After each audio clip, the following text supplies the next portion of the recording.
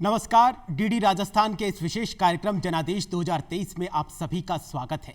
मैं हूं आपके साथ विकास सोनी। लोकतंत्र के सबसे बड़े उत्सव का शंखनाद राजस्थान में हो चुका है। 25 नवंबर को राजस्थान में चुनाव है। जनादेश जिसके साथ होगा उसी राजनीतिक दल की सरकार बनेगी, जिसका परिणाम 3 दिसंबर को आएगा। ऐसे में देखना बहुत जरूरी है कि राजस्थान के विधानसभा क्षेत्रों की जो जनता है उनके क्या कुछ मुद्दे हैं और क्या कुछ समस्याएं हैं। जनादेश 2023 के आज की इस कड़ी में हम बांसवाड़ा, डूंगरपुर और प्रतापगढ़ के विधानसभा क्षेत्रों की जनता के मुद्दे, समस्याएं और राजनीतिक समीकरणों पर बातचीत करेंगे। इन मुद्दों, समस्याओं और राजनीतिक समीकरणों पर बातचीत करने के लिए स्टूडियो में आज हमारे साथ बेहद खास मेहमान मौजूद हैं। आप हैं वरिष्ठ पत्रकार संदीप माथुर जी। नमस्कार जी। संदीप माथुर जी से चर्चा को शुरू करें उससे पहले बांसवाड़ा, डूंगरपुर और प्रतापगढ़ विधानसभा क्षेत्रों की जनता के क्या कुछ मुद्दे हैं, क्या कुछ समस्याएं हैं, इन पर एक विशेष रिपोर्ट को देखते हैं। जनादेश में आज बात करेंगे दक्षिण राजस्थान की घाटोल, गढ़ी, बांसवाड़ा, बागीदौरा और कुशलगढ़ विधानसभा की। सबसे पहले बात करते हैं घाटोल विधानसभा क्षेत्र की। यहाँ कुल 2,81,405 मतदाता हैं, जिनमें 1,41,278 पुरुष और 1,40,125 महिला और 2 ट्रांसजेंडर हैं। इस बार घाटोल से कांग्रेस ने नानालाल नीनामा और भाजपा ने मानशंकर नीनामा को टिकट दिया है। 2018 में घाटोल से भाजपा के हरेंद्र नीनामा ने कांग्रेस के नानालाल नीनामा को हराया था, जिसमें भाजपा को 46 और कांग्रेस को 44% मत मिले थे। वहीं गढ़ी विधानसभा क्षेत्र में कुल 2,89,328 मतदाता हैं, जिनमें 1,46,092 पुरुष और 1,43,234 महिला और 2 ट्रांसजेंडर हैं। इस बार भाजपा ने कैलाश चंद्र मीणा और कांग्रेस ने शंकरलाल चरपोटा को टिकट दिया है। पिछले विधानसभा चुनाव में भाजपा के कैलाश मीणा ने कांग्रेस की कांता भील को हराया था, जिनमें भाजपा को 48 और कांग्रेस को 36% वोट मिले थे। बांसवाड़ा विधानसभा क्षेत्र में कुल 2,80,983 मतदाता हैं। वहीं 1,40,817 पुरुष, 1,40,159 महिला सहित 7 ट्रांसजेंडर शामिल हैं। इस बार यहां से कांग्रेस के अर्जुन सिंह बामनिया और भाजपा ने धन सिंह रावत को टिकट दिया है। पिछले विधानसभा चुनाव में कांग्रेस के अर्जुन सिंह बामनिया ने भाजपा के हकरू मईड़ा को हराया था, जिसमें कांग्रेस का वोट प्रतिशत 43 और भाजपा को 34% वोट मिले थे। बागीदौरा क्षेत्र में कुल 2,64,731 मतदाता हैं, जिनमें 1,34,449 पुरुष और 1,30,282 महिला शामिल हैं। इस बार भाजपा ने कृष्णा कटारा और कांग्रेस ने महेंद्रजीत मालवीय को टिकट दिया है। 2018 में कांग्रेस के महेंद्रजीत मालवीय ने भाजपा के खेमराज गरासिया को हराया था, जिसमें कांग्रेस को 49 और भाजपा को 39% वोट मिले थे। कुशलगढ़ विधानसभा क्षेत्र में कुल 2,64,872 मतदाता हैं, जिनमें 1,33,231 पुरुष और 1,31,637 महिला सहित 4 ट्रांसजेंडर शामिल हैं। इस बार यहां से भाजपा ने भीमा भाई डामोर और कांग्रेस ने रमीला खड़िया को टिकट दिया है। 2018 के चुनाव में निर्दलीय प्रत्याशी रमीला खड़िया ने भाजपा के भीमा भाई डामोर को हराया था, जिसमें निर्दलीय प्रत्याशी को 48 और भाजपा को 38% वोट मिले थे। यहाँ के मुद्दों की बात करें तो आज़ादी के बाद भी आज तक बांसवाड़ा में रेल लाइन नहीं बिछाई गई है। रेल संपर्क नहीं होने से बांसवाड़ा विकास की रफ्तार नहीं पकड़ पा रहा है। वहीं माही डैम के पानी के वितरण को लेकर भी समस्या है। मक्का का उत्पादन यहां पर सबसे अधिक होने के बावजूद यहां पर कोई प्रोसेसिंग यूनिट नहीं है। श्रमिकों का पलायन रोकना, नहरी तंत्रों की मजबूती, बेहतर शिक्षा और चिकित्सा सुविधाएं भी क्षेत्रवासियों की मांग है। समय पर अभी किसानों को खाद, बीज, जो भी ज़रूरत किसी चीज़ समय पर मिल जाए, लाइट वाइट सब, और देश में और अपने राज्य में अमन शांति बनी रहे, यही हम तो आशा करते हैं। पेपर लीक और ये सब होना कभी बंद नहीं हुआ, महिला अत्याचार बंद नहीं हुए। हम आगामी सरकार से उम्मीद रखते हैं कि महिला अत्याचार और पेपर लीक होना बंद हो, ताकि बेरोजगारों को रोजगार प्राप्त हो और हम सभी युवा मिलके एक नई पीढ़ी का निर्माण कर सकें और आगे बढ़ सकें। सबसे ज़्यादा बेरोजगार जो बच्चे घूम रहे हैं उनको बेरोजगार को रोजी लगाए। सबसे पहले उनके साथ जो पहले हुआ उसका न्याय नहीं हुआ। बच्चे आजकल जो यह कोई भी भेदभाव नहीं होना चाहिए। व्यापारियों के हितों में काम करें, जो व्यापारी की समस्या है उनको सुने और जो व्यापारी को आए दिन सरकारी कारिंदे परेशान करते हैं उन परेशानियों को दूर करने का व्यवस्था करावे। महिलाएं कहीं भी जाए तो उनको कोई प्रॉब्लम नहीं हो, उनके लिए व्यवस्थाएं होनी चाहिए और कभी भी कहीं प्रॉब्लम हो तो सरकार उनके आगे आए। नई सरकार के बारे में हमें ये अपेक्षा है कि बेरोजगारी दूर हो, भ्रष्टाचार मुक्त सरकार हो, लोगों को न्याय मिले, महिलाओं की सुरक्षा हो और सभी प्रकार से राज्य का विकास, उन्नति, कृषि संबंधी सभी कार्य हुए, किसानों को फायदा हुआ। इसी सरकार से हम अपेक्षा करते हैं।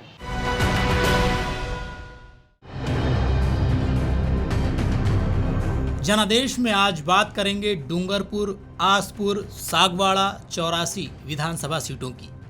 यदि डूंगरपुर विधानसभा सीट पर नजर डालें तो यहाँ कुल 2,63,251 मतदाता हैं, जिनमें 1,32,748 पुरुष, 1,30,497 महिला और 6 ट्रांसजेंडर मतदाता हैं। इस बार यहाँ से भाजपा ने बंसीलाल कटारा, कांग्रेस ने गणेश घोघरा और बीएपी ने कांतिलाल रोत को टिकट दिया है। 2018 में यहां से कांग्रेस के गणेश घोघरा ने भाजपा के माधव लाल को हराया था, जिसमें कांग्रेस को 46 और भाजपा को 29% वोट मिले थे। आसपुर विधानसभा क्षेत्र में कुल 2,70,005 मतदाता हैं, जिनमें 1,37,099 पुरुष, 1,32,904 महिला और 3 ट्रांसजेंडर हैं। इस बार यहां से भाजपा ने गोपीचंद मीणा, कांग्रेस ने राकेश रोत और बीएपी ने उमेश डामोर को टिकट दिया है। 2018 में भाजपा के गोपीचंद मीणा ने बीटीपी के उमेश को हराया था, जिसमें भाजपा को 35, बीटीपी को 32 और कांग्रेस को 26% वोट मिले थे। सागवाड़ा विधानसभा क्षेत्र में कुल 2,76,032 मतदाता हैं, जिनमें 1,40,278 पुरुष, 1,35,751 महिला और 3 ट्रांसजेंडर शामिल हैं। इस बार यहां से भाजपा ने शंकरलाल डेचा और कांग्रेस ने कैलाश रोत को टिकट दिया है। बीएपी से मोहनलाल रोत चुनाव मैदान में हैं। 2018 में बीटीपी के रामप्रसाद डिंडोर ने भाजपा के शंकरलाल डेचा को हराया था, जिसमें बीटीपी को 34 और भाजपा को 31% वोट मिले थे। वहीं चौरासी विधानसभा सीट की बात करें तो यहां कुल 2,50,144 मतदाता हैं, जिनमें 1,28,211 पुरुष, 1,21,932 महिला और 1 ट्रांसजेंडर शामिल हैं। इस बार यहां से भाजपा ने सुशील कटारा और कांग्रेस ने ताराचंद भगोरा को टिकट दिया है। वहीं बीएपी से राजकुमार रोत प्रत्याशी हैं। 2018 में चौरासी विधानसभा सीट से बीटीपी के राजकुमार रोत ने भाजपा के सुशील कटारा को हराया था, जिसमें बीटीपी को 38 और भाजपा को 31% वोट मिले थे। डूंगरपुर विधानसभा क्षेत्र में रोजगार के अवसरों की कमी, औद्योगिक विकास नहीं होना, लोगों को रोजगार के लिए सीमावर्ती राज्यों में पलायन प्रमुख समस्या है। इसके अलावा पेयजल, बेहतर शिक्षा, चिकित्सा, भीखा भाई नहर का कार्य मंद गति से होना भी क्षेत्र में मुख्य मुद्दे हैं। क्षेत्रवासियों की मांग है कि जिले में रेल संपर्क और अधिक बढ़ाया जाए। तो बेरोजगारी सबसे बड़ी समस्या है, क्योंकि वागड़ का ये डूंगरपुर ज़िला जो है, इसमें इंडस्ट्री के विकास को लेकर कोई काम नहीं हुआ है। हम बताएं कि करीब डूंगरपुर ज़िले में 3 लाख लोग जो हैं वो नरेगा में काम करते हैं, मतलब ऐसी 3 लाख लेबर है जो नरेगा में काम करती है।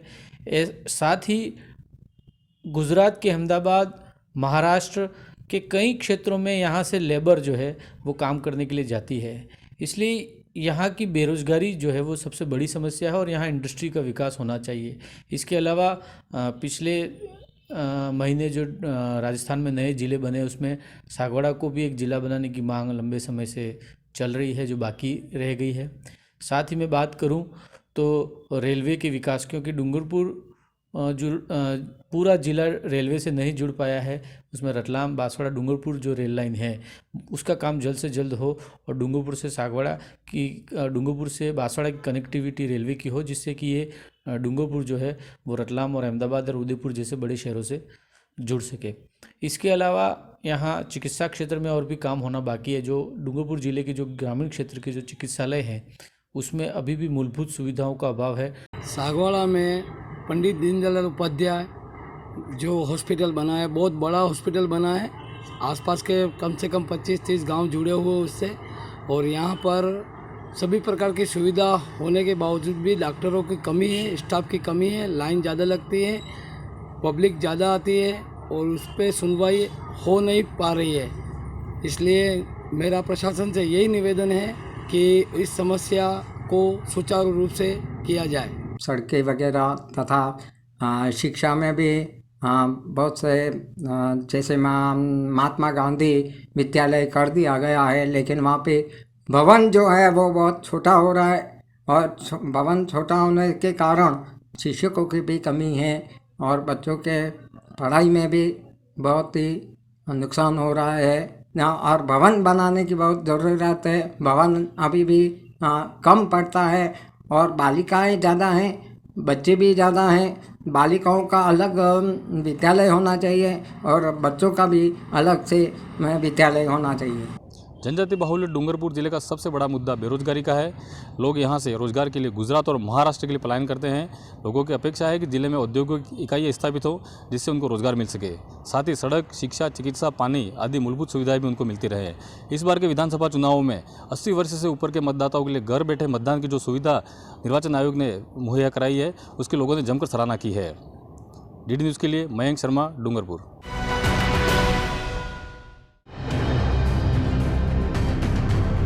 जनादेश में आज बात करेंगे दक्षिण राजस्थान के प्रतापगढ़ और धरियावद विधानसभा क्षेत्र की। धरियावद विधानसभा एसटी आरक्षित सीट है जिसमें 2,74,748 मतदाता हैं, जिनमें 1,39,108 पुरुष, 1,35,639 महिलाएं और 1 ट्रांसजेंडर मतदाता हैं। इस बार कांग्रेस ने नागराज और भाजपा ने कन्हैया लाल को टिकट दिया है। 2021 में यहां उपचुनाव हुए जिसमें कांग्रेस के नगराज मीणा ने निर्दलीय प्रत्याशी थावर चंद को हराया था, जिसमें कांग्रेस को 39, निर्दलीय को 28 और भाजपा को 26% वोट मिले थे। प्रतापगढ़ विधानसभा क्षेत्र एसटी आरक्षित सीट है। इस विधानसभा क्षेत्र में कुल 2,59,038 मतदाता हैं, जिनमें 1,29,637 पुरुष और 1,29,396 महिलाएं हैं। यहाँ 5 मतदाता ट्रांसजेंडर हैं। इस बार यहाँ से कांग्रेस ने रामलाल मीणा और भाजपा ने हेमंत मीणा को टिकट दिया है। 2018 में कांग्रेस के रामलाल मीणा ने भारतीय जनता पार्टी के हेमंत मीणा को हराया था। कांग्रेस को 52 और भाजपा को 43% वोट मिले थे। प्रतापगढ़ विधानसभा के मुद्दों की बात करें तो क्षेत्र की टूटी सड़कें, पशु के लिए चिकित्सा सुविधा की कमी के साथ बेरोजगारी मुख्य मुद्दे हैं। धरियावद विधानसभा के मुद्दों में मुख्य रूप से कृषि मंडी अब तक नहीं खुल पाई है। किसानों को उपज को बेचने के लिए प्रतापगढ़ और बांसवाड़ा जाना पड़ता है। इसके साथ ही यहां मंदसौर से बिछीवाड़ा तक स्टेट हाईवे की मांग की जा रही है। टाइम पे लाइट नहीं आती है और जो बेरोजगार किसान की फसलें बर्बाद हो जाती हैं। बहुत खेती में बहुत ज़्यादा खर्चा लगता है, लेकिन वो खर्चा मुआवजा सरकार देती नहीं है। बोर्ड की टाइम पर सबको भावुक रहता है, लेकिन सरकार उनको ही सपोर्ट करना चाहिए जो बेजुबान जानवर के प्रति काम करे। जिस तरीके से महंगाई बढ़ती जा रही है, हम गृहिणियों के लिए घर खर्च चलाना बहुत मुश्किल होता जा रहा है। गैस की टंकियां भी महंगी होती जा रही है और बिजली भी, जो घर के बिल आते हैं, बिजली के बिल आते हैं, वो भी बहुत ज्यादा आ रहे हैं। तो इस तरीके से हमारा घर खर्च चलाना बहुत मुश्किल होता जा रहा है। किराने का भी सामान जैसे देखें तो दालें भी बहुत महंगी होती जा रही है, इनके भाव भी रातों दिनों दिन बढ़ते जा रहे हैं। तो इस तरीके से हमें बहुत मुश्किल हो रही है और सरकार को इस बात का ध्यान रखना चाहिए कि वो इन सब की दरों को कम करें, इन सब के रेटों को कम करें, ताकि हमें घर खर्च चलाने में आसानी रहे। हमारे यहाँ पर क्या सुविधा का काफी अभाव है, ना तो कोई चिकित्सा में सुविधाएं मिल पा रही है, ना कोई बड़े बुजुर्गों को पेंशन टाइम पे आ रही है। और हमारे सबसे बड़ी चीज हमारे गौ माता, जिन्हें राष्ट्रीय गौ माता का दर्जा अभी पूरा नहीं हुआ, लेकिन इनको लावारिस की तरह घूम रही है। ना गौशाला का अभाव है, मतलब कोई गौशाला नहीं है। 12th पास जब कर लेते हैं उसके बाद हमारे पास करने के लिए कोई काम नहीं होता है, तो सरकार को 12वीं पास करने के बाद जो भी विद्यार्थी है या जो भी मतलब जो रोजगार करना चाहते हैं, कुछ काम करना चाहते हैं, उसके लिए भी मुद्दा उठाना चाहिए, उसकी भी बात करनी चाहिए। गवर्नमेंट बार बार में नई जिले बना देती है, नई व्यवस्थाएं कर देती है, लेकिन वो सिर्फ कागजों में रह जाते हैं। धरातल पे कोई भी चीज़ नहीं उतरती है। ना तो लाइट का अगर चुनावों में करना है तो ये कंफर्म करें कि आपको 24 घंटे में 20 घंटे लाइट मिलेगी, इतना पानी मिलेगा, इतनी आपको पेंशन मिलेगी, इतनी ये चीज़ें मिलेगी, चाहे वो खेतीबाड़ी से रिलेटेड हो, चाहे पशुपालन से। आगामी 25 नवंबर को लोकतंत्र के महापर्व में अपनी आहुति देने के लिए आदिवासी जिला प्रतापगढ़ पूरी तरीके से तैयार है। यहाँ की जो जनता है, उनकी कुछ मुद्दे हैं, उनकी कुछ मांगे हैं। विकास की कई ऐसी बातें हैं जिनके नाम पर पिछली दफा वोट लिए गए थे, लेकिन वो काम अभी भी अधूरे हैं। जो जनता के मुद्दों को समझ सके, जनता के लिए काम कर सके, उनकी भलाई, उनके विकास के लिए सोच सके, ऐसी सरकार को वो चुनेंगे और इसी सरकार को चुन के वो अपना जनप्रतिनिधि तय करेंगे। मनीष जैन, दूरदर्शन समाचार, प्रतापगढ़। तो आपने देखा बांसवाड़ा, डूंगरपुर और प्रतापगढ़ क्षेत्र के जो जनता है, उनके क्या कुछ मुद्दे थे, क्या कुछ समस्याएं थी और क्या कुछ राजनीतिक समीकरण हैं, उनके ऊपर आपने विशेष रिपोर्ट को देखा। इन्हीं मुद्दों, समस्याओं और राजनीतिक समीकरणों पर स्टूडियो में हमारे साथ मौजूद है वरिष्ठ पत्रकार संदीप माथुर जी। सर, सबसे पहले तो आपका बहुत बहुत स्वागत है। नमस्कार विकास जी। जी, चलिए सर के साथ चर्चा को शुरू करते हैं। सर, सबसे पहले बांसवाड़ा, डूंगरपुर और प्रतापगढ़, जिनको वागड़ का क्षेत्र कहा जाता है, ये राजस्थान के लिहाज से कितनी कुछ महत्वपूर्ण भूमिका रखते हैं? विकास जी, ये जो वागड़ का क्षेत्र है, जिसमें बांसवाड़ा, डूंगरपुर और प्रतापगढ़ तीनों जिले आते हैं, हम ये कहें कि राजस्थान का ये ऑक्सीजोन है, मतलब प्राकृतिक संसाधनों से जो है ये समृद्ध जोन है। लेकिन हमने, ये हमारी विडंबना है कि हम इस ओर ध्यान नहीं दे पाए और ये जनजातीय क्षेत्र जो है पूर्ण रूप से विकसित नहीं हो पाया। तो इस बार जो सबसे जो महत्वपूर्ण चुनावी मुद्दा रहेगा, वो इसको यही रहेगा कि जो वादे हम कर रहे हैं, जो जनता के साथ वादे कर रहे हैं, वो निभाए जाए। जी, तीनों को मिलाकर कुल 11 विधानसभा सीटें हैं, तीनों की तीनों एसटी आरक्षित सीट है। जी, तो यहाँ पर मुद्दे भी, समस्याएं भी हैं, मुख्य धारा में लाने का सबसे बड़ा मुद्दा है। देखिए विकास जी, सबसे बड़ा जो मुद्दा है वो आप सही कह रहे हैं कि मुख्य धारा में। जब देश आज़ाद हुआ था और हम 75 साल का अमृतकाल मना रहे हैं, हम देख रहे हैं कि हमारी शुरुआत में पहली प्राथमिकताओं में जनजाति विकास को लेकर बात कही जाती थी। जी, लेकिन कार्यक्रम भी चलाए, जनजाति विकास कई कार्यक्रम चलाए। और अब देखिए कि चाहे सेंट्रल गवर्नमेंट हो, चाहे स्टेट गवर्नमेंट हो, दोनों ने जनजाति विकास के लिए अलग विभाग बनाए और अरबों खरबों का इन पे बजट रखा गया। लेकिन आज हम देखते हैं कि इन तीनों जिलों की हालत यह है कि कुछ गांवों में आज भी महिलाएं जो हैं वो पानी लेके आ रही हैं और कुछ गांवों में तो यह हालात हैं कि वहां पर कोई अपनी बेटी देने को तैयार नहीं है, क्योंकि उनकी ज़िंदगी ही पानी भरने में चली जाती है। तो विकास जी, यहाँ सबसे बड़ी हालत यह है कि हम विकास की बातें करते हैं, हम जो है मंगलयान पे जा रहे हैं, हम जो है बात करते हैं, इंटरनेट की बात करते हैं, और वहाँ हम देख रहे हैं कि वहाँ जो मगरों में बसी है या जो है अरावली पर्वत श्रेणी है, अरावली पर्वत श्रेणी के अंदर ये छोटे छोटे मगरों में, छोटे छोटे पहाड़ियों में जनजातियाँ बसी हुई हैं। हम उनके लिए पानी मुहैया नहीं करा पा रहे, हम उनके लिए बिजली मुहैया नहीं करवा पा रहे, तो हम किस तरह के विकास की बात करते हैं? जनजाति क्षेत्र में जो लोग बसे हैं उनकी तो अपनी समस्या है ही, लेकिन बांसवाड़ा की जिला मुख्यालय की बात करी जाए तो आज़ादी के बाद से अब तक उनको रेलवे लाइन नसीब नहीं हुई है, जबकि जितने भी चुनाव हुए सब में रेलवे लाइन के जो भी राजनीतिक दल होता है वो उनसे वादा करता है। विकास जी, ये करारा तमाचा है सिस्टम की विडंबना है एक बिल्कुल। आप देखिए कि जब भी चुनाव आते हैं तो जनजातीय क्षेत्रों के लिए हम चुनावी वादे करते हैं, दावे करते हैं, और उन दावों और वादों के बीच में चुनाव निपट जाते हैं। जो जिसको जीतना होता है वो जीत जाता है, लेकिन दावे और वादे जो हैं वो वहीं की वहीं रह जाते हैं। अब आप देखिए कि जहाँ रेल नहीं पहुँची है, कनेक्टिविटी नहीं है, वहाँ विकास कैसे होगा।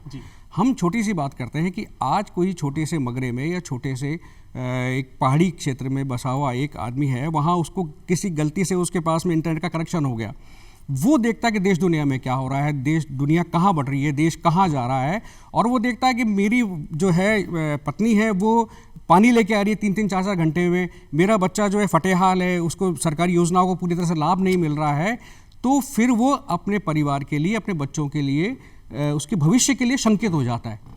जी, जल जीवन मिशन के तहत भी जितने पानी के कनेक्शन उपलब्ध होने चाहिए थे इन क्षेत्रों में अभी तक वहां पर नहीं हुआ। नहीं, देखिए राजस्थान के तो ये एक दुर्भाग्य है कि जल जीवन मिशन, सरकार का सब कुछ पैसा वगैरह सब कुछ आ रहा है, लेकिन राज्य सरकार की तरफ से क्रियान्वयन में इतनी देरी लेट लगती बिल्कुल है। बिल्कुल। हम देखिए कि हम अंतिम पायदान से दूसरे नंबर पे आ रहे हैं, जबकि हमारे पास में 25,000 से 45,000 करोड़ तक का हमारे पास हमें जो बजट दिया गया है, लेकिन हम उसको कुछ कर ही नहीं पा रहे। राजस्थान राज्य सरकार की सबसे बड़ी कमी ये रही है कि जो राजस्थान का मूलभूत समस्या है, पीने के पानी की समस्या, सरकार पैसा देने को तैयार है, राज्य सरकार उसके ऊपर पूरा काम नहीं कर पा रही है। अब चाहे वो सिस्टम में प्रॉब्लम है या ब्यूरोक्रेसी में प्रॉब्लम है या जिस भी तरह से देखा जाए, लेकिन उन जो जिन्हें पीड़ित हैं, जिन्हें वो चाहिए, वो उनके तक नहीं पहुंच रहा। पानी तो मूलभूत समस्या है, पानी तो मूलभूत आवश्यकता है, और यही एक समस्या के रूप में चल रहा है। बिल्कुल सर, आप देखिए कि पानी तो प्राकृतिक संसाधनों, बिल्कुल विकास जी, प्राकृतिक संसाधनों से परिपूर्ण है वागड़ क्षेत्र। वहाँ नदी भी है, बरसाती नदियाँ भी हैं, और जो आपके 365 दिन बहने वाली नदियाँ भी हैं, लेकिन जो बैक वाटर है वो प्रॉपर नहीं आ रहा। आज माही जो है हर बार झलकती है, लेकिन वो पानी सारा बह के गुजरात चला जाता है या कहीं अन्यत्र चला जाता है। हम बैक वाटर को हम जो है भर ही नहीं पाते, और उसके कारण ये होता है कि हमें पेयजल की समस्या भी आ रही है, और कृषि के लिए जो फसलें हमारी आ रही हैं वो हमारी सूखी रह जाती हैं। जी, आपने माही डैम का जिक्र किया, तो वहाँ के किसानों की सबसे बड़ी समस्या है कि माही डैम का पानी असंचित जो क्षेत्र बचे हैं वहाँ तक पहुँचाया जाए। बिल्कुल, ये भी एक चुनावी मुद्दा है, लेकिन किसान लगातार इंतजार करते जा रहे हैं। देखिए, माही डैम को बांसवाड़ा की लाइफलाइन कहा जाता है। अब लाइफलाइन यदि बीमार हो, ये लाइफलाइन ही बीमार हो, नाम ही लाइफलाइन है, और बीमार हो, तो आप कैसे करें। हम इतने साल से 75 साल में भी हम उस पानी को सहेज नहीं पाए। पैसा खर्च हो रहा है, चाहे स्टेट गवर्नमेंट लगा रही है, चाहे केंद्र सरकार लगा रही है, पैसा आ रहा है, लेकिन पैसा कहाँ जा रहा है इसके लिए किसी के पास जवाब नहीं है। पैसा खर्च हो रहा है, हम विभाग बना के बैठे हैं जनजातीय विकास का, वहाँ का मंत्री जो है वो वहीं से आते हैं, लेकिन कोई जवाब नहीं है। हर साल मुद्दा बनता है, हर साल वोट डाले जाते हैं, और फिर वहीं के वहीं हालत हो जाती है। माई का पानी हर साल बह के चला जाता है। कुल मिलाकर मूलभूत आवश्यकता तो है ही। मक्का वहाँ की बहुतायत में उगाई जाने वाली फसल है। वहाँ के किसानों का मांग है कि हमें न तो मक्का की लागत मूल्य मिल रही है, न वहाँ पे मक्के की कोई प्रोसेसिंग यूनिट लगाई गई है। जी, वो यही तो कारण है सर कि हम उन सब चीज़ों को देख ही नहीं पा रहे। मुझे तो एक लगता है विकास जी, मेरा पर्सनल मानना है कि वहाँ जो भी राजनीतिक पार्टियां हैं या राजनीतिक पार्टियों से जुड़े हुए लोग हैं, पार्टियां नहीं, राजनीतिक पार्टी से जो जुड़े हुए लोग हैं, वो केवल अपना भला कर रहे हैं। जनप्रतिनिधि है वो भी नहीं सोच पा रहे हैं। मैं आपको एक एग्जांपल देता हूँ कि जब भी बारिश आती है, आपको 2-3 तस्वीरें आपको हर अखबार में मिलेंगी कि पहली तस्वीर तो होगी कि बच्चे जो हैं, स्कूल के बच्चे जा रहे हैं, वो नाला पार करके जा रहे हैं।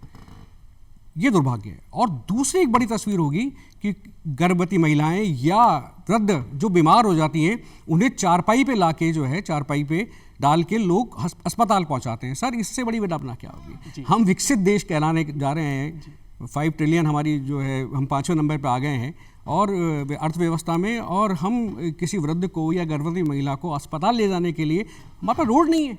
वहाँ की जनता से जब बात करी तो उनका यही कहना है कि हमें कोई रॉकेट साइंस नहीं चाहिए, हमें चांद पर नहीं जाना है, हमारे जो आसपास के जो मुद्दे हैं, जो आसपास की जो आवश्यकता है, पीने के लिए पानी चाहिए, चलने के लिए सड़क अच्छी चाहिए, समय पर बिजली चाहिए, बस हमारी तो जनप्रतिनिधियों से इतनी सी मांगे कि ये सारी चीज़ें हमें टाइम पे मिल जाए, देखिए वहाँ सुचारू रूप से मिले। विकास जी देखिए, वहाँ के लोग जो कहते हैं कि रेल नहीं है जी, कोई बात नहीं, चल जाएगा, हमें पानी दे दो, बिजली नहीं है हमें अस्पताल दे दो, हमें दो चीज़ें दे दो आप, इंफ्रास्ट्रक्चर जो है, क्योंकि देखिए सबसे बड़ी बात है वो जनजाति है, वो जंगलों पे निर्भर हैं, वो जंगलों के राजा हैं, तो उनके लिए भूख के लिए कोई प्रॉब्लम नहीं है। उनके लिए यदि खाना नहीं मिलता है, सरकार अवेलेबल नहीं कराती है, तो वो जंगल के लोग हैं, वो कुछ भी खा के जिंदा रह जाएंगे। और प्रकृति का संरक्षण भी करते हैं, प्रकृति का संरक्षण करते हैं, और उनकी बहुत बड़ी मांग नहीं है, वो छोटी छोटी मांगे हैं। अब देखिए, जब यही कारण होता है कि जब आपकी छोटी छोटी मूलभूत आवश्यकताएं पूरी नहीं होती है, सरकार नहीं करा पाती है किसी भी कारण से, तो फिर कहीं ना कहीं विद्रोह या द्रोह की भावना आ जाती है जी। तो कई पिछले कुछ समय से हम देखने को मिल रहा है। और जब ये काम जो है हमारी जो मुख्य राजनीतिक पार्टियां हैं, कांग्रेस बीजेपी, वो यदि नहीं कर पाती हैं, तो फिर वहाँ देखिए कि आप जो है नई पार्टियों का जन्म हो रहा है, लोकल जो है पार्टियों का जन्म हो रहा है, आदिवासी समाज जो है अब एक्टिव हो रहा है। तो कहीं ना कहीं वो प्रयास कर रहे हैं कि जो जनता है, हमारे जो भाई बंधु हैं, आदिवासी समाज के लोग हैं, उन्हें विकसित होने में कुछ न कुछ। जिन पार्टियों का आप जिक्र कर रहे हैं उनका प्रतिनिधित्व भी होने लगा राजस्थान की विधानसभा में, 2 MLA भी जीत कर आए हैं उन बिल्कुल यही कारण है सर कि एक और उम्मीद उन मुद्दों को उठाया भी है। बिल्कुल, देखिए इसके लिए उम्मीद सबसे बड़ी बात है कि BTP का जन्म हुआ था, जो ट्राइबल पार्टी है, वो जन्म हुआ था गुजरात में जी। पिछले चुनाव में उन लोगों ने यहाँ हमारे यहाँ प्रत्याशी खड़े किए, और उसके बाद में भारतीय ट्राइबल पार्टी के 2 सदस्य हमारे जीत के विधानसभा में आए। लेकिन सत्ता जब हावी होने लग जाती है, सत्ता सुख हो जाता है, तो वहाँ भी BTP जो है वो बाप में बट गई जी। भारतीय आदिवासी पार्टी अब वहाँ भी जो है आदिवासी समाज 2 टुकड़ों में बट गया है। एक तरीके से देखें तो ये तो एक जागरूकता, ये राजनीतिक जागरूकता है। नहीं, उनको उनका प्रतिनिधित्व बढ़ ही रहा है, चाहे पार्टी के माध्यम से। बिल्कुल, ये बात बिल्कुल सही कह रहे हैं। प्रतिनिधित्व और प्रभुत्व नहीं था। अभी आप देखें कि जहां वो 2 सीटें लेके आए थे, इस बार वो सभी 11 सीटें जो है वागड़ की, उसमें 11 में से 11 में दखल रख रहे हैं, और मुकाबला कुछ जगह पे वो त्रिकोणीय मुकाबले में, कुछ चतुष्कोणीय मुकाबले में है। तो फर्क तो पड़ता ही है, आपको सोचना पड़ेगा उन लोगों के लिए। वो मांग उठा रहे हैं, यदि आप नहीं करेंगे किसी न किसी दिन वो पार्टियां हावी होंगी। एक सबसे बड़ा मुद्दा है कि आपने जैसा जिक्र किया, गुजरात से उसकी सीमा लगती है बांसवाड़ा की, मध्य प्रदेश से लगती है, तो वहाँ पर रोजगार के इतने औद्योगिक संसाधन उपलब्ध नहीं है।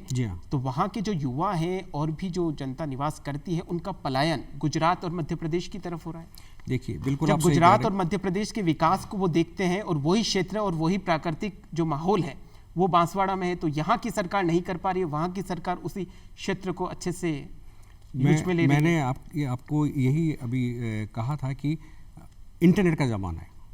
एक गांव में बैठा हुआ, मगरे में बैठा हुआ एक आदिवासी मोबाइल देखता है, मोबाइल देख के देखता है कि हम कहाँ हैं, हमारा पड़ोसी, या भारत कहाँ बढ़ रहा है, भारत का यूथ कहाँ बढ़ रहा है।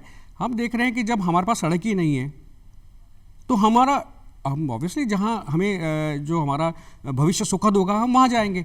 तो समस्या यही आ रही कि पलायन का सबसे बड़ा कारण है रोजगार उपलब्ध ना होना। और जहाँ तक राज्य सरकार की बातें हैं, राज्य सरकार चाहे वो किसी भी दल की रही हो, आदिवासी समाज हमेशा सरकारी योजनाओं पर निर्भर रहा, या सरकार ने कभी इसको लेकर इतर जो है उसकी कोई प्लान नहीं किया, कोई कार्य योजना और नहीं दी, ताकि जैसे उद्योग धंधे हुए, प्राइवेट नौकरियां हैं, इस तरह की औद्योगिक विकास तो बिल्कुल औद्योगिक विकास बिल्कुल नील है, 0 है वहाँ पर। क्योंकि अच्छा, उद्योगपतियों को आप सुविधाएं देंगे, अब सुविधाएं क्या देंगे? पहली सुविधा पानी है, पानी की पहली कमी है। दूसरी समस्या बिजली है, तो बिजली कटौती तो इस हालत होती है कि वहाँ एग्जाम के अंदर जो है बच्चों को बहुत दिक्कत आती है, सड़कों पर आके पढ़ते हैं बच्चे। तो बिजली समस्या बहुत बड़ी है आदिवासी क्षेत्र के अंदर। आप यदि एक बार बिजली गई तो 4-4 दिन तक बिजली नहीं आएगी। एक आदिवासियों की संघर्ष का प्रतीक है मानगढ़ धाम, जी हाँ, जो ऐतिहासिक रूप से एक धरोहर के रूप में माना जाता है। तो वहाँ की जनता की एक और मांग है कि जो ये मानगढ़ धाम है, इसको राष्ट्रीय स्मारक का दर्जा दिया जाए। जी हाँ, ताकि बांसवाड़ा को एक पूरे विश्व पटल पर एक नई पहचान मिले। देखिए, मानगढ़ धाम को ऐतिहासिक धरोहर देने का प्रयास तो कई सालों से हो रहा है और इसको लेकर आदिवासियों की बहुत बड़ी मांग है। वो एक जो है भावनाओं से जुड़ा हुआ मुद्दा है वहाँ पर, लेकिन दोनों ही सरकारें मांग करती हैं। ऐसा नहीं है कि चाहे राज्य सरकार हैं, राज्य सरकार भी केंद्र सरकार से मांग करती है और केंद्र सरकार भी जो है इसको आश्वासन देती है कि हाँ हम जल्दी इसको मानगढ़ धाम को धरोहर का दर्जा देंगे, लेकिन वो नहीं होता है। वो बहुत सारी चीज़ें होती हैं उसके अंदर, लेकिन जिस तरह के सरकारों ने अपना समर्थन देना शुरू किया है कि आप मान के चले कि जल्दी से जल्द उनको ये देना पड़ेगा। जी, बांसवाड़ा के बाद में अगर डूंगरपुर की भी बात करी जाए तो डूंगरपुर में भी कमोबेश यही स्थिति है। वहाँ की जनता भी जो आधारभूत आवश्यकताएं हैं, जो मूलभूत आवश्यकता है, उनको पीने का पानी है, सड़क है, रोजगार है, उसको लेकर वहाँ की जनता भी प्रयासरत है। देखिए, डूंगरपुर में एक बात करें, डूंगरपुर की एक खासियत है, डूंगरपुर जो है वो राज्य में सबसे स्वच्छ जिला जी कई बार अवार्ड भी मिला है, कई बार अवार्ड राष्ट्रीय स्तर पे सम्मानित भी हुआ है डूंगरपुर जिला। लेकिन सड़कें वहाँ भी नहीं है जी, पीने के पानी की समस्या वहाँ भी है। रोजगार को लेकर बात करें तो एक डूंगरपुर एकमात्र जिला है जहाँ हम ये कह सकते हैं कि हम रोजगार पैदा कर सकते हैं, रोजगार बना सकते हैं। देखिए, एक तो रेलवे की कनेक्टिविटी है, वहाँ रेलवे, लेकिन रेलवे की कनेक्टिविटी को लेकर उसमें क्या है कि वहाँ सबसे बड़ा जो रोजगार के लिए जो स्रोत है वो है पर्यटन। पर्यटन के लिए वहाँ बहुत जो है उम्मीदें हैं, लेकिन पर्यटन भी जो है वो मुख्य धारा का हिस्सा नहीं बन पाया अभी तक। नहीं, मुख्य धारा का हिस्सा तो नहीं बन पाया, लेकिन पर्यटन अपने आप में रोजगार बनाता है, तो उसके लिए भी प्रयास किए जाएं। उसके लिए भी प्रयास किए जाएं। जैसे हम राजस्थान के अन्य शहरों के लिए, जयपुर, उदयपुर, कोटा के लिए हम जिस तरह से करते हैं, बांसवाड़ा, देखिए बांसवाड़ा मुख्यालय हम जाते हैं या डूंगरपुर जाते हैं तो लगता नहीं कि हम किसी शहर में आए हैं, जिला मुख्यालय है, वो ग्रामीण परिवेश रहता है। जबकि उसी से सटे हुए गुजरात के जो जिले हैं वहाँ पे विकास दिखाई देता है। बिल्कुल, देखिए आप, मैं इसका थोड़ा सा आंकड़ा मैं आपको दे दूं। डूंगरपुर की जनता से जब बात करी तो उनको चिकित्सा वगैरह कुछ भी समस्या होती है तो गुजरात जाते हैं वो लोग, वो इधर आते ही नहीं है। कारण ये है, ऐसा नहीं है कि हम डूंगरपुर में या बांसवाड़ा में या प्रतापगढ़ में हॉस्पिटल्स नहीं है जी, सरकारी हॉस्पिटल्स हैं लेकिन स्टाफ नहीं है। लेकिन जिला अस्पताल की भी हालत कोई ज्यादा सही नहीं है। बिल्कुल सही कह रहे हैं, डॉक्टर सही नहीं जी, यहाँ ट्रांसफर करते कुछ जाना ही चाहता क्योंकि सुविधा ही नहीं है। जब बांसवाड़ा और डूंगरपुर की जिला अस्पतालों की या जिला मुख्यालय की हालत ये है तो गांव में, मैं आपको बता रहा हूँ ना कि वहाँ पर जब बारिश का मौसम होता है या कोई इस तरह का मौसम आ जाता है तो वहाँ पर महिलाओं को या वृद्ध जो पुरुषों महिलाओं को या बीमार जो है गर्भवती महिलाओं को वो खाट पे डाल के जो है वो अस्पताल पहुँचाते हैं। बहुत गलत। तो हमें तो वहाँ, हाँ बिल्कुल, हमें तो वहाँ जीरो से स्टार्ट करना पड़ेगा जी। हमें ये मॉनिटरिंग करनी पड़ेगी कि वो लाखों करोड़ों का बजट जा कहाँ रहा है, किसके लिए जा रहा है, इसका बेहतर क्रियान्वयन नहीं हो रहा है। सरकार दावे कर रही है। अच्छा, वहाँ सबसे बड़ा ये है कि हम शहरों में तो जब हम घोषणा करते हैं कि हम ये चीज़ हम यहाँ बनाएंगे या ये चीज़ हम देना चाहते हैं तो वहाँ जवाबदेही तय हो जाती है। जनता खुद आगे बढ़ के जवाब मांगती है कि सर वो कहाँ है, आपने 3 साल पहले घोषणा की थी, 4 साल पहले घोषणा की थी। अब वहाँ देखें कि बांसवाड़ा, डूंगरपुर, प्रतापगढ़ में हालत यह है कि साक्षरता दर बहुत कम है, 50% के आसपास है दोनों। तो वहाँ आप और ट्राइबल जो हैं वो 76-75% है, हाँ सारी सीटें ही, और ग्रामीण परिवेश 80% है जी। तो आप इन सब चीज़ों को देखो कि आप देखेंगे कि वहाँ कोई सामने आपसे मांगने वाला नहीं है, और यही कारण रहा कि आपकी जो है आदिवासी पार्टियां जो हैं उनका उदय हुआ, वो अपनी बात अब खुद आगे रखने। जो ग्रामीण क्षेत्र में रहती है उनको तो अभी ये भी पता नहीं है कि मांग हमें करनी किससे है। बिल्कुल सही बड़ी विडंबना तो ये है क्यों ब्यूरोक्रेसी गांव में पहुंच ही नहीं पाती। आप देखेंगे, आप सोचें कि जब वो आदमी उतर 4-4 घंटे में पानी लेके आ रहा है घर के लिए, तो आप क्या सोचते हैं कि वहाँ बीडीओ जाएगा उस गांव में या कलेक्टर जाएगा? बहुत ही मुश्किल होगा, कोई बहुत बड़ी घटना हो गई तो वहाँ पहुँच जाते हैं। लेकिन आमतौर पर तो मालूम ही नहीं रहता कि कहाँ से वो कहाँ पहुँचेगा, रास्ता ही मालूम नहीं है क्योंकि रास्ता बनाया ही नहीं। आपने पानी का जिक्र किया तो भीखाबाई नहर है एक, जो 1998 से लगातार उसकी मांग चल रही है आंदोलन के रूप में भी। अभी भी कुछ काम स्टार्ट भी हुआ लेकिन वो बस अभी 1998 से लगातार चल रहा है। देखिए सर, ये सबसे बड़ी विकास जी, सबसे बड़ा समस्या ये है कि वो वन क्षेत्र है जी। वन क्षेत्र में सबसे बड़ी समस्या आती है कि कंस्ट्रक्शन जो होता है ना वर्क, उसके लिए अनुमति लेने विभिन्न विभागों से बड़ा मुश्किल टेढ़ा काम हो जाता है। देश के कई क्षेत्रों में वन क्षेत्र है लेकिन वहाँ पे भी वो कमी राज्य सरकार की है। राज्य सरकार का मनोबल या क्रियान्वयन करने का नीति होनी चाहिए। बिल्कुल सर, आप ये देखें, मैं आपको एक बड़ी जोरदार बात बताता हूँ कि हम ये कहते हैं कि ये गेटवे है राहत का। वागड़ क्षेत्र जो है राहत का गेटवे है। आप देखिए मैक्सिमम मानसून जो है वो इधर से ही आता है जी। दूसरा, जब भी चुनाव होते हैं और जो बड़े नेता आते हैं वो चुनाव की शुरुआत इसी क्षेत्र से करते हैं। तो देखिए, इसको कमतर तो कोई आंकता नहीं क्योंकि है। राजनीतिक रूप से भी 2-3 राजनीतिक राज्यों रूप से- का केंद्र पॉइंट है, एक बिल्कुल तरीके से, बिल्कुल। सेंटर पॉइंट आप है। मध्य प्रदेश उस पूरे इलाके से आप मध्य प्रदेश, गुजरात को और कुछ हद तक आप महाराष्ट्र के कुछ हिस्सों को आप साधते हो। अभी भी राजनीतिक दलों के अधिकतर जो नेता है उन्होंने वहां पर भी जनसभाओं को संबोधित किया है। वादे तो वही किए आप गए हैं जो देखिए इतने कि सालों से- लगातार गहलोत जी जो है मुख्यमंत्री हैं, वो लगातार दौरे कर रहे हैं। अमित शाह जी गृह मंत्री हैं, वो 2 दौरे करके आ चुके हैं। प्रियंका गांधी ने भी हाल ही में प्रियंका दौरा गांधी, किया। राहुल गांधी वहाँ जा चुके हैं। और अच्छा, ये रामगढ़, ये मानगढ़, ये जो आपका मानगढ़ बांध वाला मामला है, वो भी वही धाम वाला जो मामला है, वो भी उसी का है कि वो लोग दावा करते हैं, लेकिन कोई भी कारण रहा हो, लेकिन मुझे लगता है कि कुछ जल्दी ही उसके लिए खुशखबरी मिलेगी। दो सारे नेता अवॉइड नहीं कर रहे हैं उसको, लेकिन जहां मैं वही बात कही कि दावे और वादे तो हर चुनाव में हो जाते हैं, लेकिन जब चुनाव जीत लिया जाता है तो वो धरातल पे दिखाई देने चाहिए। एक और डूंगरपुर की जनता की सबसे बड़ी मांग है कि रतलाम और स्वरूपगंज के बीच में, रतलाम डूंगरपुर को प्रस्तावित एक ट्रेन है जी, जो ट्रेन की कनेक्टिविटी की बरसों से मांग कर रहे हैं। रतलाम, डूंगरपुर और बांसवाड़ा, इन तीनों की कनेक्टिविटी हो जाएगी, जो अभी तक मांग ही चल रही है। देखिए, पहले तो ट्रेन ही नहीं पहुंची थी जी, अब कोई सिंगल लाइन वहाँ पर थी, अब उसका आमान परिवर्तन हुआ है। तो धीरे धीरे वो सब चीज़ें हो रही हैं। तो मांग है, अब वो समय वाली बात है कि आपके पास में किस ट्रैक से निकाला जाए। मांग तो बड़े दिनों से बांसवाड़ा को जोड़ने की हो रही है, डूंगरपुर और रतलाम, यानी 2। हाँ, तो अब क्या है कि इसमें कुछ जो है पहल हुई है, और उसके अंदर पहले तो राज्य सरकार और केंद्र सरकार के बीच जो डिस्प्यूट था, लेकिन अब जाके डिस्प्यूट जो है ख़त्म हुआ है और जल्द ही उस ट्रैक पे काम शुरू होने की उम्मीद है। जी, और एक अगर बात की जाए तो वहाँ पर वैसे ही बांसवाड़ा की तरह ही डूंगरपुर में भी औद्योगिक विकास की उम्मीद लगाए हुए जनता अभी तक बैठी है। ना तो कोई नए उद्योग विकसित करने की बात करी जा रही है वहाँ पे, ना कोई उद्योग लगाए जा रहे हैं। विकास जी, बांसवाड़ा डूंगरपुर की हालत एक सी है। जो समस्या है बांसवाड़ा में है, वही समस्या वहाँ है ना। आप उद्योगपति उद्योग क्यों लगाएगा? प्राकृतिक स्रोतों से भी भरपूर है, बिल्कुल काफी बिल्कुल। कुछ किया जा देखिए सकता है वहाँ पर। कि उद्योगपति जो है वो उद्योग क्यों लगाता है? अपने फायदे के लिए। उसका फायदा जनता लेती है, प्रत्यक्ष अप्रत्यक्ष तौर पर। लेकिन हम उसको पानी नहीं देंगे, हम उसको बिजली नहीं देंगे, हम उसको प्रॉपर जमीन समय पर नहीं दे पाएंगे, तो फिर विकास जी आप उम्मीद ना करें कि उद्योग धंधे लग सकते हैं। क्योंकि आपके पड़ोस में गुजरात है, वो आपको बहुत जल्दी फैसिलिटी दे रहा है। आपके पड़ोस में मध्य प्रदेश है, वो दे रहा है। और फिर राजस्थान के और जिले जो हैं, जो समृद्ध जिले हैं, वो आपको बुला रहे हैं, आपको ज़्यादा फैसिलिटी दे रहे हैं। तो आप क्या समझते हैं कि आप ये, इसके लिए तो आपको वेल प्लान राज्य सरकार को वहाँ के लिए एक अलग से ही कार्य योजना आपको बनानी पड़ेगी, क्योंकि भारी तादाद में वहाँ से लोगों का पलायन हो रहा है। बिल्कुल, इस पलायन को रोकना बहुत ज़रूरी है, क्योंकि यहाँ की जो मैन पावर है वो वहाँ पर जाकर काम कर रही है। तो क्यों नहीं हम हमारी जनता से यहीं पे उपयोग में ले लें उनको। विकास जी, जनता है, आप ये मान के चलेंगे 30 से 40% जी लोग हर साल पलायन करते हैं। मतलब 30 से 40% घर, मतलब आप ये देखिए कि वहाँ की जनता नहीं रहती है वहाँ पर। जैसे युवा हुआ तो वो रोजगार की तलाश में वो या गुजरात जाता है, या मध्य प्रदेश जाता है, महाराष्ट्र तक जाते हैं। कोटा, बारा, झालावाड़ और ये जितने भी ज़िले हैं जो एमपी से या गुजरात से लगते हुए, सबका पलायन चल रहा है वहाँ पे। सर, दिक्कत यह है कि वहाँ पर देखिए परंपरागत खेती हो रही है जी। खेती के लिए हमारे पास में जो है आधुनिक जो है संसाधन नहीं है जी।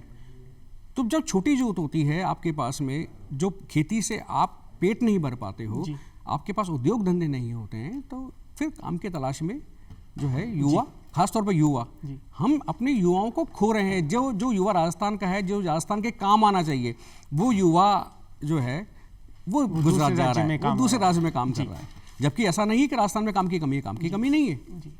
अच्छा, वो आदिवासी लोग हैं तो वो अपने हस्तकला में भी कुशल हैं, उनके पास खुद की कला है, तो हम उसके लिए कोई कार्य योजना बनाएं तो हम उसका लाभ पूरी तरह से राज्य सरकार को ही मिल सकते हैं, और जो बेरोजगार युवा है, और जो विरासत में जो कला मिली है उसका संरक्षण भी बिल्कुल हो सकता है सर। और आप देखें कि जब हम यहाँ काम देना शुरू करेंगे तो धीरे धीरे जो वहाँ गया हुआ है वो मन से नहीं गया है, देखिए अपना घर कोई मजबूरी में जाता है, तो वो लोग भी वहाँ आना शुरू कर देंगे। और आप मान के चलिए कि फिर जो है ये वागड़ क्षेत्र है, जिससे कह सकते हैं कि हम ये पिछड़ा हुआ इलाका है, ये जो है पैसे बरसाने लगेगा जी। तो ये तो हमें सरकार को जो है इसकी योजना बनानी पड़ेगी। बांसवाड़ा डूंगरपुर के बाद में प्रतापगढ़ की भी अगर बात करी जाए तो प्रतापगढ़ में भी वही स्थिति है। जी हाँ, वहाँ पे भी जो मूलभूत आवश्यकता है उनकी पूर्ति नहीं की जा रही है। बिल्कुल सही है। प्रतापगढ़ के लोगों का कहना है कि जो सरकारी योजनाएं, जो चिरंजीवी योजना है और भी कुछ जो योजनाएं चल रही है, मोबाइल फ़ोन फ्री में दिए गए, लेकिन हमारे तक तो पहुँचे ही नहीं है। वही कारण है सरकार ने सिर्फ योजनाएं तो खूब चलाई है। बहुत छोटा जिला है जी, बहुत छोटा जिला है जी। फिर समस्या यह है कि पलायन बहुत है जी, काम धंधे नहीं है। तो जो आपसे मांगने वाला है जी, जो मुखर होकर मांग सकता है, वो यूथ तो वहाँ है ही नहीं। वो यूथ तो महाराष्ट्र बैठा हुआ है, वो यूथ तो जो है गुजरात बैठा हुआ है। तो आपसे मांगेगा कौन? तो सबसे बड़ी समस्या है कि जब तक हम नहीं रोकेंगे उस क्षेत्र में युवाओं को, तो हम उसको विकास नहीं कर सकते। और यही मुद्दे हर चुनाव में होते हैं, और इस चुनाव में भी सबसे बड़ा मुद्दा यही है कि पलायन रोका जाए, पलायन रोका जाए और युवाओं को वहीं पे ही कुछ रोजगार के नए जी हाँ, नए दोनों जुड़े साधन होते दिए हैं। जाएं। बिल्कुल कुल सही। मिलाकर बांसवाड़ा, डूंगरपुर और प्रतापगढ़ के राजनीतिक समीकरणों पर अगर गौर जी। किया जाए तो आपको क्या लगता है, क्या इस बार राजनीतिक समीकरण बनेंगे और बिगड़ेंगे? देखिए, कुछ समय पहले आप मान के चले 20-25 साल पहले तक बांसवाड़ा की बात करें तो जनता दल का एक होल्ड होने लगा था। धीरे धीरे वो होल्ड कम हुआ और फिर वो दोनों पार्टियां, कांग्रेस और बीजेपी दोनों कांग्रेस का वर्चस्व होने लगा। कभी कांग्रेस आगे आ जाती थी या बीजेपी। आप पिछले चुनाव की बात करें तो कांग्रेस के पास 5 सीटें हैं, बीजेपी के पास 3 सीटें हैं और निर्दलीय 1 पर है। प्रतापगढ़ में तो दोनों में कांग्रेस है। दोनों में कांग्रेस है जी। अब इन सब चीज़ों का हालात को देखते हुए जो वहाँ की स्थितियाँ हैं, वहाँ के मुद्दे हैं, तो वहाँ बीटीपी का जन्म हुआ, बीटीपी का आगमन हुआ। बीटीपी ने कुछ काम किया, मतलब 5 सालों में बीटीपी ने कुछ करके दिखाया होगा, तब वहाँ की जनता का रुझान उसकी तरफ बीटीपी से बीएपी निकली। जी हाँ, जी हाँ, जी हाँ। ये राजनीतिक रूप से जागरूकता पिछले 4-5 सालों में आई है उस तरफ। बीटीपी से बीएपी का जन्म तो राजनीतिक कारणों से हुआ जी, तो राजनीतिक जागरूकता तो से उससे कोई लेना नहीं है उसका। हाँ, लेकिन जब पार्टियां बनती हैं लोग ज़्यादा जुड़ते हैं, जब ज़्यादा जुड़ते हैं तो जागरूकता आती है। तो ये बात बिल्कुल सही है कि जब बीटीपी का जो सिस्टम है वो वहाँ समाज अपना उम्मीदवार चुनता है। देखिए, एक बहुत बड़ी चीज़ है उसके अंदर। कांग्रेस या बीजेपी या कोई भी राजनीतिक दल है वो अपना उम्मीदवार आला कमान वहाँ जो है मोहर लगाता है उनके नाम पे। बीटीपी में ये था कि एक समाज पूरा जुड़ता था, लोग वहाँ जुड़ते थे और वहाँ पर हर जो है उसके विचार होता था नामों पर, और वो मोहर लगाता जिसका समर्थन समाज करता था। तो समाज ने एक पार्टी को जन्म दिया। तो एक हाँ, समाज ने पार्टी को जन्म दिया। आदिवासी समाज का एक प्रकल्प आप मान लें कि भारतीय ट्राइबल पार्टी एक सामाजिक, मतलब वो कुछ काम नहीं करेगा, जी हाँ, नुमाइंदा उनका एक सामाजिक प्रकल्प भी था, मतलब और उनके स्टूडेंट विंग भी है, तो उन्होंने एक राजनीतिक पार्टी बनाई। उसमें एक शर्त थी कि जो बीटीपी से खड़ा होगा उसको दोबारा चुनाव नहीं लड़ाई। अच्छा, चाहे वो जीते चाहे वो हारे, ताकि अधिक से अधिक लोगों को मौका मिल सके। अब हुआ क्या है कि जब आपके 2 विधानसभा में चले गए तो उन्होंने कहा कि सत्ता है, तो बहुत सारी चीजें हो जाती है, जुड़ जाती हैं। तो उन्होंने सत्ता का पद मिलने के बाद में तो उन्होंने जो है वापस डिमांड की कि हमें टिकट दिया जाए। तो चूंकि वो नियम वहां की जनता ने बनाए तो उन्होंने कहा हम नियम चेंज नहीं कर सकते, तो उन्होंने उसको तोड़ के बाप पार्टी बनाई, भारतीय आदिवासी पार्टी। तो इस तरह से आदिवासी पार्टी का तो किन सीटों पे आपको लगता है कि त्रिकोणीय मुकाबला देखने को मिल सकता है? देखिए, 11 में से मान के चलें कि 9 सीटें ऐसी हैं जी जिस पे त्रिकोणीय मुकाबला है। जी, बीटीपी का डायरेक्टली कुछ, हाँ, बाप की जो पार्टी है बीजेपी, उन्होंने 11 की सीटों पे चुनाव लड़ा है। कुछ सीट ऐसी भी है जहाँ पे बीटीपी के उम्मीदवार है, वहाँ बीएपी का नहीं है। हाँ, कुछ सीटें बहुत 2-3 सीटें इस तरह की है जहाँ नहीं है। तो कांग्रेस और भाजपा के लिए कितना कुछ रहेगा? देखिए, इसमें तो राजनीतिक समीकरण तो ये होता है कि जब दो जने एक ही विचारधारा के लड़ते हैं तो वो नुकसान जो है उन्हें होता है और कॉम्पिटिटर बढ़ जाता है। तो ऑब्वियसली फायदा तो जो है मुख्य दल हैं उन्हीं को होना चाहिए उसका, लेकिन वो जनता को समझाने में कितना प्रयास कर पाते हैं कि अपने आप को कि भाई हम वही हैं या हम आपके लिए लड़ रहे हैं, नाम अलग होने से कुछ नहीं होता है। और दोनों दलों को यदि वो वोटों का बंटवारा नहीं होता है तो ऑब्वियसली दोनों दल जो हैं, नई पार्टी बनने से जनता को फायदा होने लगा, जनता के पास में एक ऑप्शन के रूप में मिलने हो गया, उनकी आवाज बन रहे हैं वो लोग। क्योंकि देखिए, वो जो दोनों दल हैं बीजेपी और वो राष्ट्रीय दल हैं, उनके मुद्दे राज्य स्तर के होते हैं, राष्ट्रीय स्तर के होते हैं, कुछ मुद्दे जो हैं वो स्थानीय आप मान सकते हैं, लेकिन इनके तो सारे मुद्दे स्थानीय हैं। ये तो आरक्षण मांग रहे हैं, ये भीम राज्य की मांग कर रहे हैं। हाँ, बिल्कुल। तो ये कह रहे हैं कि हमें 70% जो आबादी है उसके हिसाब से आरक्षण दिया जाए। स्पेशली जो भील जनजाति है वो उनके अलग ही मुद्दे चल रहे हैं, उनके अलग भी मुद्दे हैं। मुख्य धारा में लाने के वो बहुत से बिल्कुल मुद्दे हैं। बिल्कुल, वो पानी मांग रहे हैं, सड़क मांग रहे हैं, बिजली मांग रहे हैं, आरक्षण मांग रहे हैं, राज्य मांग रहे हैं। उनका भी यही कहना है कि हमारे कोई ज्यादा कोई बड़े मुद्दे नहीं, हम तो जहाँ रहते हैं हमें मूलभूत जो बिल्कुल समस्या है उनको अब हमें सॉल्व करें। तो ये सब चीजें वहाँ के लोगों की डिमांड नहीं है, क्योंकि वो कम खाते हैं, कम पहनते हैं जी, तो उनकी मांगे भी कम होती हैं।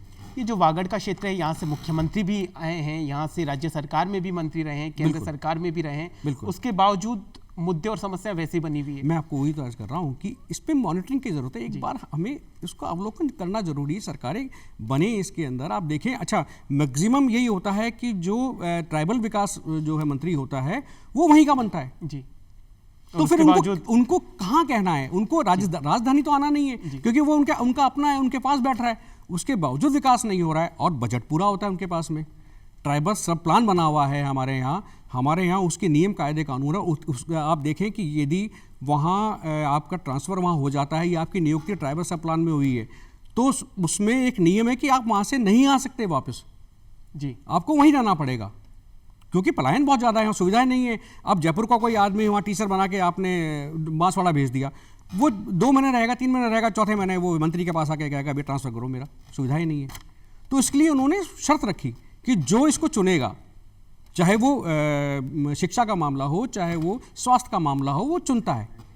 तो उसके लिए चुनने के लिए वहाँ उन्होंने राइडर लगा दिया कि आप जाओगे तो वापस नहीं आओगे, आपको वहीं से रिटायर होना पड़ेगा। लेकिन फिर धीरे धीरे मांग होती है तो कई बार उसमें रिलैक्सेशन दे दिया जाता है।